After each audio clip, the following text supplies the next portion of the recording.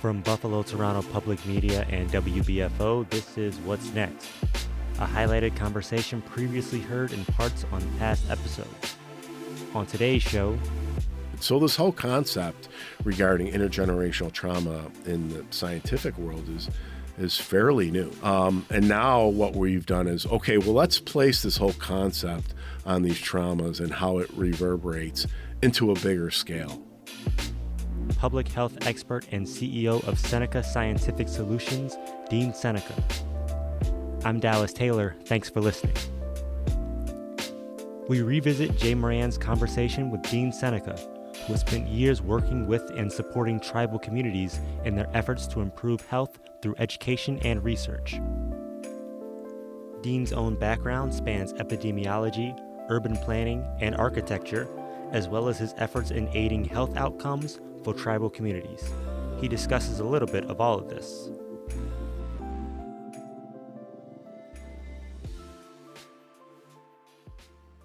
Welcome to What's Next. Our guest this morning, Dean Seneca. Dean he's got a lot of experience that we're going to get into here. His company is Seneca Scientific Solutions Plus, but that's just scratching the surface of what we're going to talk about. Dean, thanks for joining us.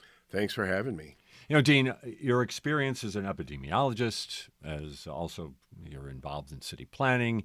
You've got all sorts of really fascinating experience. But, you know, one of the reasons I know that we wanted to get you in here is also the understanding that you're in the work that you're doing and understanding the addiction issue, crisis that's impacting. Obviously, it's widespread in society, but in your case, you're taking a look at how it's impacting Native populations. Let's maybe just start with a general question. What don't we understand about how it's impacting Native populations? I think, the big misunderstanding is that, these addictions that we're seeing is really a reflection or a response to a term that is now being more accepted in the public health medical field, intergenerational trauma, So Native people have experienced a huge amount of trauma in the last, since contact, but we could say the last 300 years. Right. And, through contact, through treaty making, through removal policy, through reservation policies, through the boarding schools where, our people are children were taken from their parents and put into these, let's just call them what they are, militarized concentration camps. Right. For Native people. This is where a lot of ethnic cleansing actually happened. And, this is where people were made to be ashamed of themselves, and this is where really a lot of colonialism got its deep claws on our Native populations, right? And just to, in the words of Richard Pratt, General Richard Pratt, to kill the Indian and save the man, right? So, through this, that's another era where there's a ton of trauma inflicted on Native people. And we can go to 1934 Reorganization Act, where the government kind of said, hey, man, we really have messed up Indian country, and man, problems are so bad we don't even know what to do about it. Right before that was the Dawes Act, in which tribal people really lost 3/4 of our land base. And then you could go to relocation and the termination policies, literally, which went all the way up to 1968. So you think about it, in our lifetime, it was the policy of the U.S. government to terminate Indians. You're no longer Indian. We're going to move you all to the urban centers, and we want you to be part of this great melting pot called the United States. And, a reminder to that point, Rome was an empire too. So, all of these different traumas that have impacted Native people have,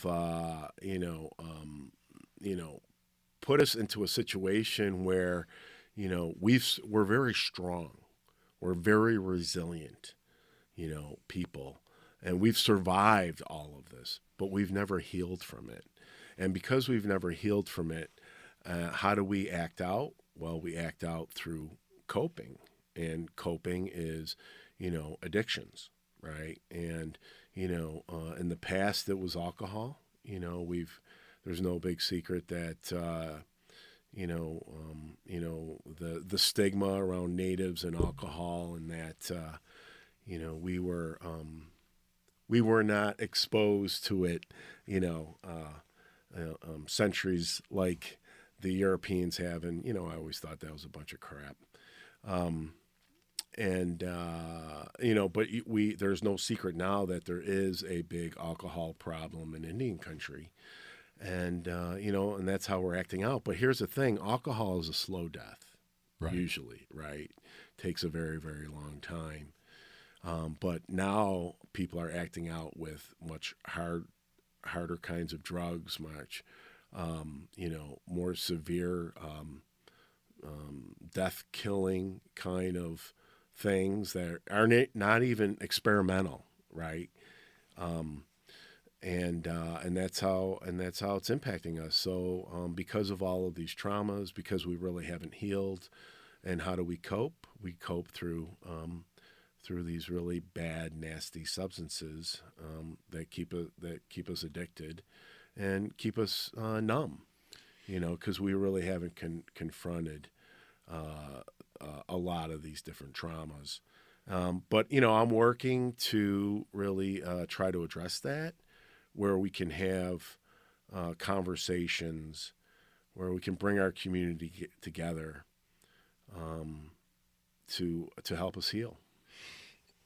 I'm interested to see, like you said, bringing the community together. Mm-hmm. At this point, and again, it's a generality, and you're a scientist, so I've already learned from talking to you a little bit that when generalities can be a little tricky because it takes a little definition and a little explanation.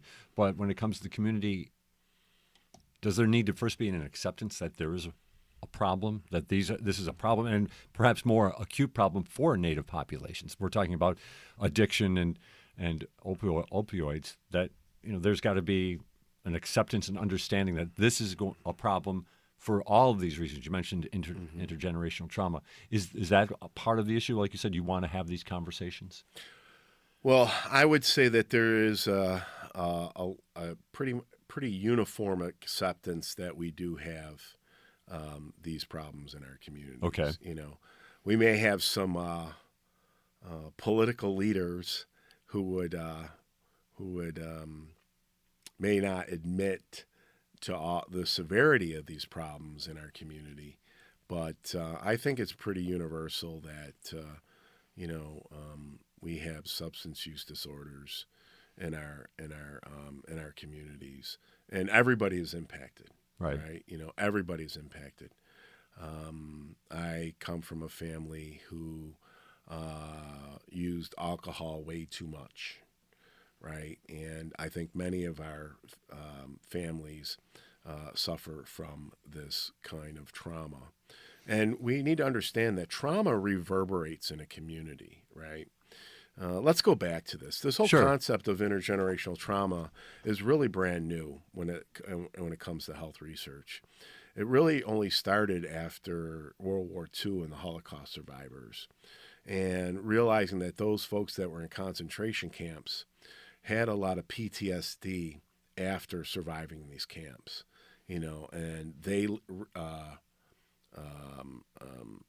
acted out because of their time in that camp. And then we found out that kids from those folks acted out because they were being brought up by folks that were in concentration, right? So the kids were impacted. And then we're finding out other survivors were impacted. So this whole concept regarding intergenerational trauma in the scientific world is fairly new, And now what we've done is, okay, well, let's place this whole concept on these traumas and how it reverberates into a bigger scale. And when you look at the American Indian population and everything that we've had to address in the plight of westernization,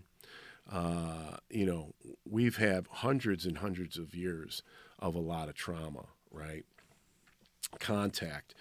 These treaties, they were never fair. No. The white people weren't going to keep their bargain. They weren't true to their word. That's a huge trauma. Removal policy, right? Well, we removed Native people from their homelands, and what did that do? Well, what that really did is it changed everything about them. They changed their cosmology, right? But the bigger impact is when people were removed, they ended up having to change their diet, right? Okay. When you change your diet, and what happened is when people were removed and put on reservations, well, they couldn't really hunt and fish and farm like they once did in their homeland, and then they became dependent on United States commodities, right? And United States commodities were foods that were rich in flour, rich in sugar, rich in salt, where none of these foods were all foreign to Native people, right? Because everything we did was boiled and baked, right? There was no grease. There was no lard. There wasn't all of this other stuff, that was, added to our diet. So removal policy wasn't just removing us from land that white people wanted. It really changed our whole health structure because it really changed our diet, right? And then if you look at boarding schools really just taught us how to be white, but really didn't, these schools didn't teach the Indians to be doctors and lawyers. These schools taught the Indians how to be servants and slaves. Laborers, right? And if you go back to some of the old, the Quakers wrote all the notes and stuff, and you go back to the Thomas Indian School at Seneca Nation in Cattaraugus, the school administrators were like very concerned that school wasn't being taught to the kids, right? They were concerned that, what was going on there is that it was literally a labor force, right. Where, kids work 7 days a week. Yes. Half day maybe in class and the rest of the day out on the farm. Exactly, if that. Yeah. And you can go back to that. And then if you even go to the Dawes Act, in which, can you imagine being a Native population and having all this vast land, and then you're all of a sudden thrown onto a reservation, which for a traditional Native person is like being thrown in jail. Right. We can't subsist like this. We were very migratory people, right? And then if you go all the way up to the termination policies of the 1960s, right? It was, just to terminate tribal nations. And a big part of that was Hollywood's rendition of Native people in John Wayne movies. Right. This is where most people in the country actually got their cultural competency regarding Natives, was from John Wayne movies. And, Marlon Brando refused to accept his Academy Award for The Godfather because he wanted to make a statement of how bad Native people were being portrayed, right? And, in studies regarding intergenerational trauma, and we look at boarding schools to this point, researchers at the University of Washington, Dr. Katrina Walters, made a few very open statements. Actually, Dr. Walters is now at NIH leading their tribal health research office, an office actually I held for 2 weeks, but we can get into we can get into the good trouble part of that, right. My career. But one of the statements she said 8 out of every 10 kids were molested in those boarding schools. Ooh. Think about that. 8 out of every 10 kids, right? And trauma on top of trauma. Trauma on top of trauma, right? So just awful things. And, so the other big thing that she attested to, getting to the John Wayne movies and our termination policies, is that when they would survey kids, Indian kids, and they wanted them to be play cowboys and Indians, and none of the Indians wanted to be the Indians because they knew from the movies that the Indians always died off, right? It's just not a good portrayal of Native people. That kind of adds to this negativity, adds to this depression, adds to this anxiety, adds to not wanting to be who you are, right? Which also acts out in our health disparities, right? We have an increase of suicide, that increases, we have an increase of addictions, we have things where people are displaced and can't be part or don't feel part of, where they fit within their community. All of these social ills are really rooted in this very convoluted, destructive history that we have with the United States. You mentioned how you'd like to have conversations. Getting back to that, conversations that try to address this, improve it. What do you see inside those conversations? Take me into that. I mean, obviously, you don't know what's going to happen in a conversation until we start having it. But how do you see them working, and what, and what are the things that need to be addressed? Okay. Well, I'm going to put in a plug for a project that I'm working on right now. I am working in partnership with the University of Rochester's Medical Center. Right. And we developed a program, almost like a whole litany of discussions. And the program is called Indigenous Community Conversations, right? And basically what we did is we went to our community and we interviewed people who have overcome their addictions and on a road to recovery, right?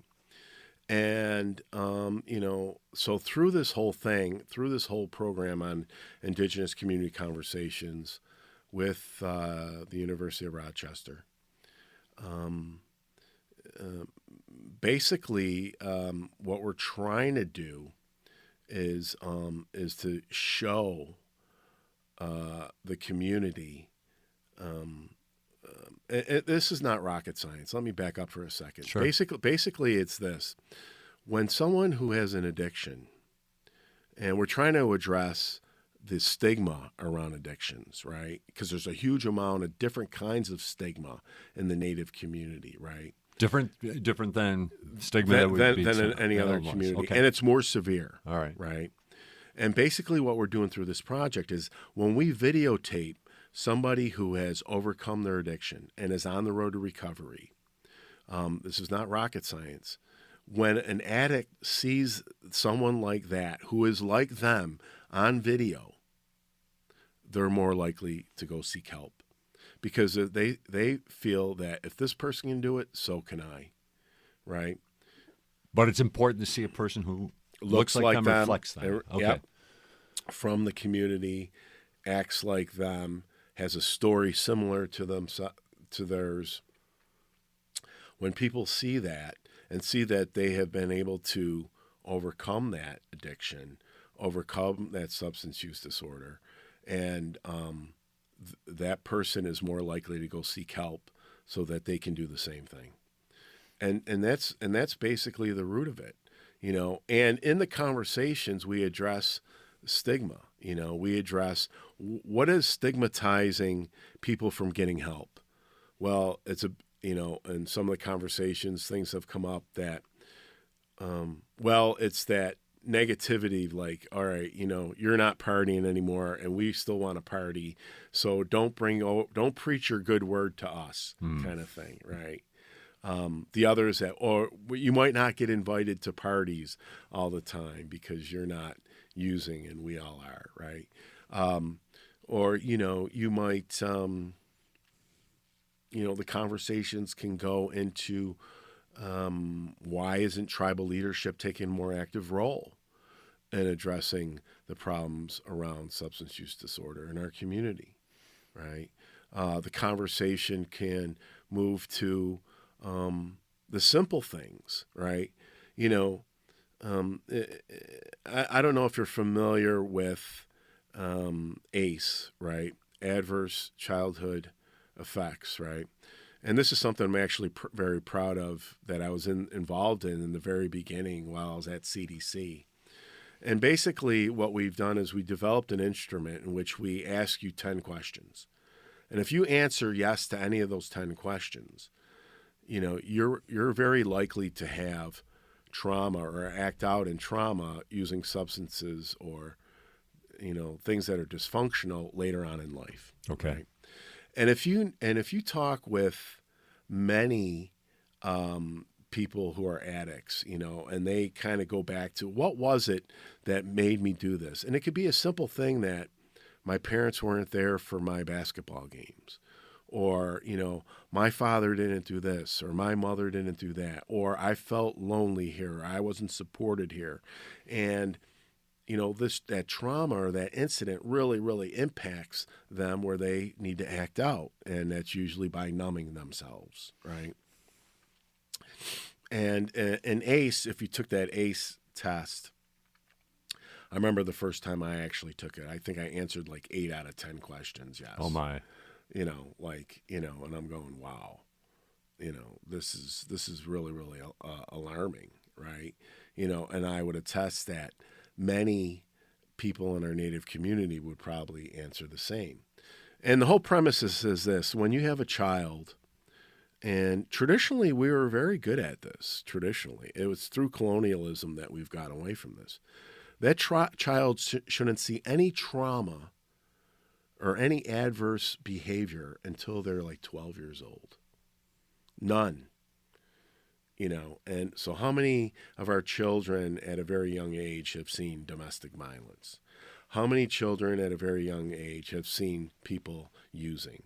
How many children have been in physical altercations with their siblings and parents at a very young age? Like, none of that should have happened. Right. Right? Because if any of that happens, those are the folks that are going to be our addicts in the future. Right? It's just the way it is, and this is that cycle of things. And you know, part of my work is to stop the cycle. You know, we want to stop the cycle, and I want to make it known that you know, I'm not innocent to any of this, right? I'm not coming in preaching the good word. You know, I've had my challenges with alcohol. I've seen a lot of stuff in the community. I've had experiences and things that and been in places I should not have been in at a very young age. You know, I am, and I tell a lot of my colleagues and friends and relatives, you know, I am just like you. I just have gone to school a lot longer and studied a lot more, and I read a lot more than most people, but I am just like everybody else in the community. Do you see that helping? Does that help when you try to make connections? I think it does. I think it does because, you know, there was this premise that I grew up with a silver spoon in my mouth. In the first ward? Yeah. In the first a lot ward, of silver spoons there. Yeah, right. Next to the Perry Projects and an area that's, you know, just really tough. Right. You know, very tough. Yeah. So, you know, I just want to be part of the solution when it comes to that, because I want them to know that I am just like them in a lot of instances. And so all of these adverse things that people see at a very, very young age, we shouldn't be seeing. And, you know, if we go back, see, the Haudenosaunee people have great teachings, right? And, you know, and I would say that probably the foundation of one of our greatest teachings is the great law of peace. And, you know, in order to be really good and to really be, you know, have health and well-being, you have to be at peace with yourself, right? You have to be at peace in order to withstand ridicule. You have to be at peace in order to have good health. You know, you have to be assured of yourself, confident in yourself, that, you know, that, we all have a little bit of peace in us. And if we're able to really bring out that peace out of people, bring out that spirituality, bring out that goodness. And there's, something in our communities we call having a good mind, right? Because we want to have a good mind. Because when you have a good mind, you do good things, and that kind of precipitates this peace and having a good mind. And these things are all foundational teachings of who we are as Haudenosaunee people. Now, we've gotten away from this, Right, because of the corruptness of the United States and what they did to Native people in order to get what they wanted, and that was the land. But, if you go back to the foundations of some of our teachings, the Quakers used to write down how they didn't understand how we valued our children the way we did. really. Yeah, they, how we treated them so nice, that it was, in many cases, our elders who were doing the day-to-day raising the children, and it was the parents that were actually doing the work, right?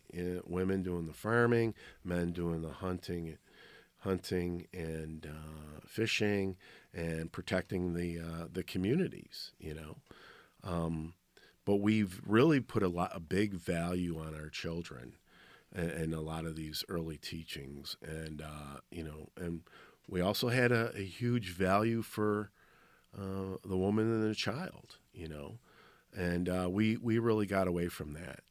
That reminds me, one thing Ben Franklin said, well, he said a lot of things, but when he was creating this experiment called the United States, he said, it has to be remnants of the first inhabitants, right?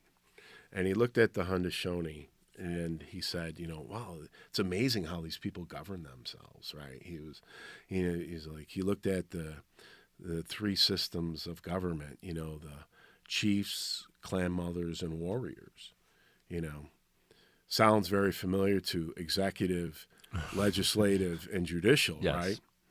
And, we can go into those comparisons, and there's a lot of writings on this, and, we could, dissect this to the nth degree. But what Ben Franklin really forgot was the role of the women and children in this whole thing called the United States democracy.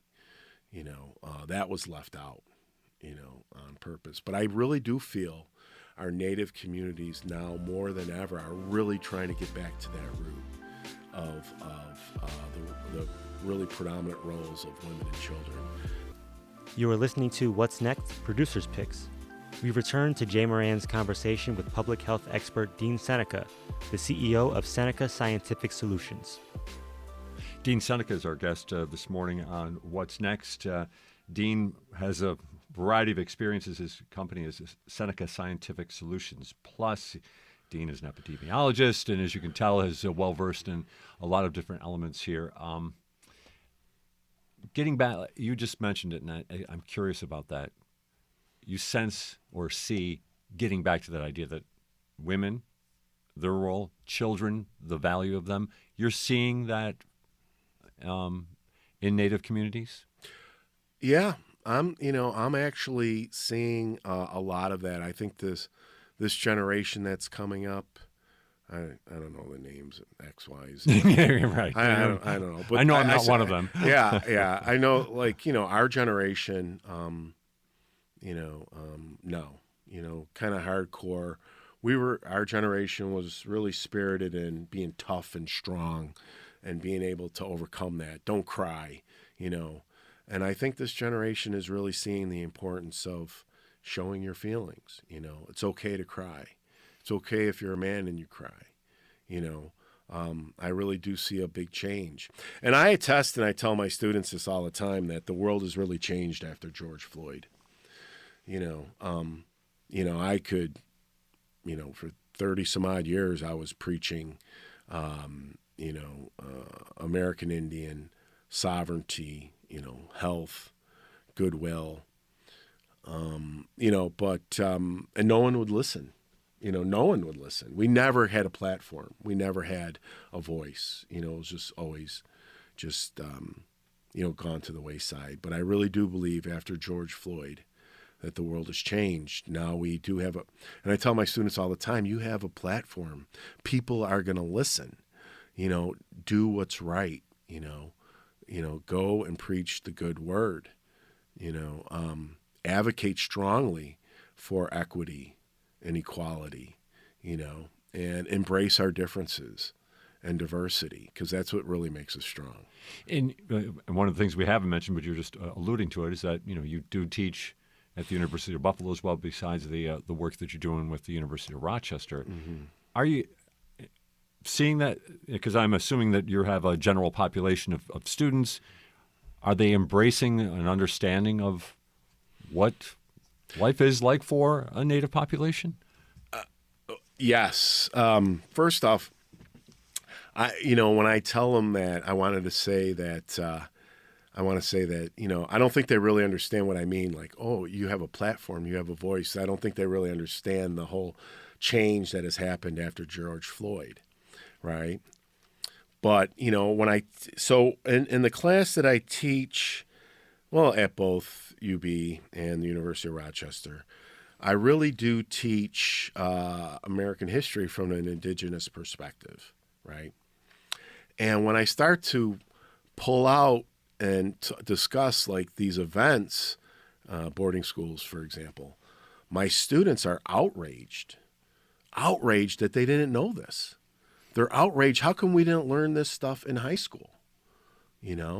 And they're like really, really upset. And by the end of the semester, I usually have about 30 students who all want to work for me. I can see that. Because they're like, I got to be part of this change. I got to be part of making it better for Native people throughout the country, and that's great, Actually, I just hired one of my former students full-time that was in my field epidemiology class because, they're just so committed to want to make a difference. And I've hired some of my past students too, where I hired a student one time and I said, I really, when in the very beginning, I really can't pay anything. I can only pay like $10 an hour. And they're like, I'll take it, So, I just get them really, really fired up. And I just, I base everything on truth, really look at what happened, and, truth is hard to tell when history is wrote by the conqueror, right? I don't like to say that we were conquered because we're still here. Right. But I would say that they won the first battles. We're yet to come back. And we're going to rise above this. But I really do feel that, Native people are going to do it with a sense of tradition, not with a sense of revenge, I do feel strong that we're going to get our voices heard, and we're slowly doing that. We're slowly doing that. I like to always ask guests, a frequent question is, are you hopeful? I think you just kind of answered that.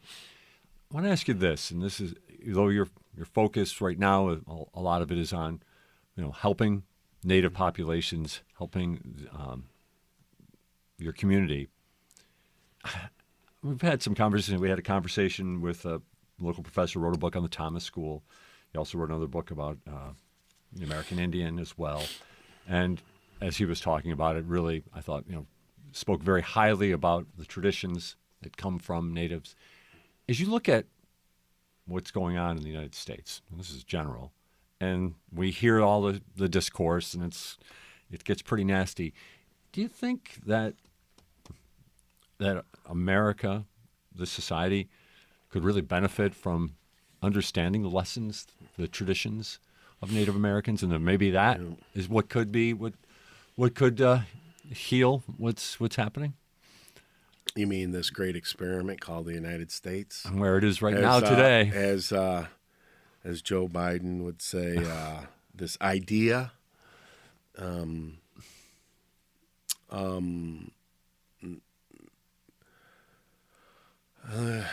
Man, I really do think that we're at a place where we have to really look at what has happened in the past, so it's not repeated in the future. I don't really think that we have many parts of the country that don't really accept or trying to rewrite what has happened in the past.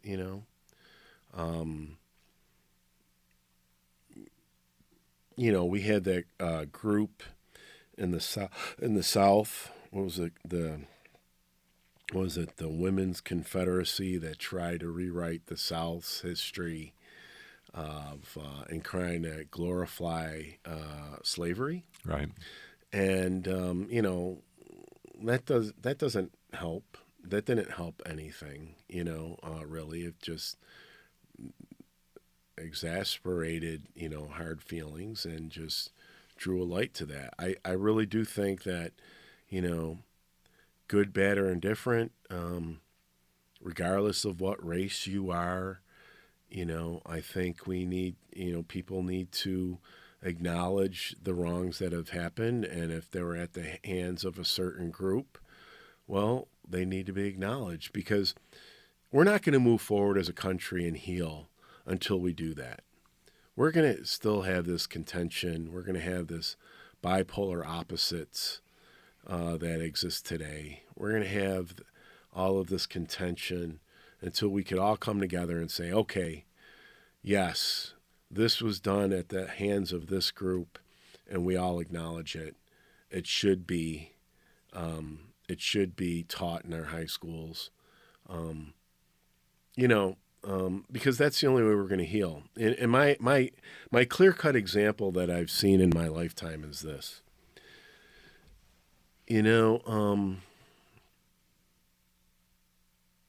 When kids are, I don't want to get emotional, but I'm almost gonna. When kids are taught the real history, when kids are taught the differences among their racial, ethnic groups, at a very young age, when they're taught their differences between white, black, American Indian, Hispanic, Asian, when they're really, really taught, the history of why they're different, they grow up with a certain amount of acceptance, and they grow up embracing everybody's difference and understanding each other. When kids are not brought up with that and they learn something at a different, very later in life, those differences are usually settled in the courtroom. Those differences are usually settled with policies that are separate but not equal. Right. Those differences are settled through executive orders that target one group over another. Those are usually which in turn people develop policies that exclude one group versus the greater good of everybody else. So we only have to benefit by teaching our young people to love, teaching our young people empathy, teaching our young people the differences and that it's okay to be different. Character is much more important than the color of your skin. And when kids learn these differences at a young age, they embrace them for the better. And then it just alleviates a lot of headache and remorse that when people are not educated to these issues at a young age and they learn about them later in life, it usually results in policies that are anti-American, anti-social, and at the root of a lot of hate. Dean Seneca, I appreciate the conversation here today, and we didn't even get to talk about your work with Ebola in Africa, which I have to get into some other time too. But Sure. we'll do that at another date. But I know we're out of time here, but I really do appreciate what you brought to the table today for us. No problem, and I'd love to be invited back. Consider it an open invitation. Okay, great, and we can set up another time to talk about indigeneity and health. I really appreciate that. Dean Seneca with us. His company is called Seneca Scientific Solutions Plus. He has been our guest today on What's Next. And that'll do it for Producer's Picks. We would like to thank our guest, Dean Seneca. If you missed anything or you'd like to hear it again, you can get this program as a podcast wherever you get your podcasts or on the Amplify BTPM app. Each episode is also online at wbfo.org. I'm Dallas Taylor. Thanks for listening.